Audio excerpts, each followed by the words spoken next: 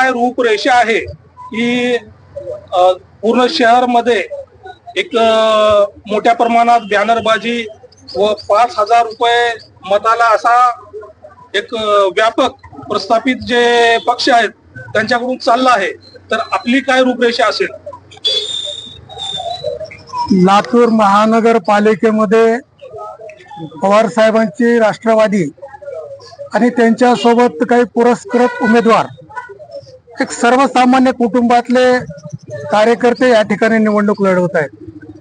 लातूरच्या शहराच्या दृष्टिकोनातून काही बकासूर या ठिकाणी उदयाला आलेले, तेव्हा आपल्या माध्यमातून लातूरच्या सर्व मतदारांना मी या ठिकाणी विनंती करणार आहे की आपण सर्वसामान्य कुटुंबातले, सर्वसामान्य जनतेच्या प्रश्नाची जाणीव असणारे हे सर्व उमेदवार आपल्या सर्वांचा आशीर्वाद घेण्यासाठी या ठिकाणी आपल्या समोर या ठिकाणी येत आहेत, तेव्हा त्यांना आपण स्वीकारावं आणि जे काही लातूर शहराच्या विकासाच्या नावावर लातूरला लुटण्याचा, लातूरच्या जनतेची दिशाभूल करण्याचा जे काही विकासाच्या नावावर प्रयत्न या ठिकाणी करत आहेत त्यांना आपण ओळखलं पाहिजेत आणि आपल्या हक्काचे माणसं या निवडणुकीत आपण निवडून दिले पाहिजेत, एवढीच विनंती आज मी आपल्या माध्यमातून करतो।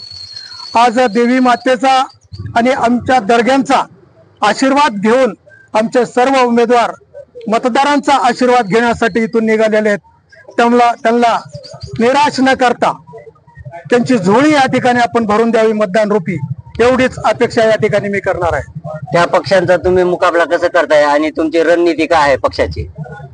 त्यांचा मुकाबला आम्ही केल्यापेक्षा जनतेने करणं या ठिकाणी आवश्यक आहे। आज आम्ही विरोधक आहेत, आम्ही तर ठीक आहे, विरोधासाठी विरोध या ठिकाणी प्रत्येक विरोधी पक्ष करतोय, पण तुमच्याच पक्षातले नेते, पक्षातले कार्यकर्ते आज टाहो फोडून या ठिकाणी जनतेसमोर ओरडून सांगत आहेत हे किती बदमाश आहेत।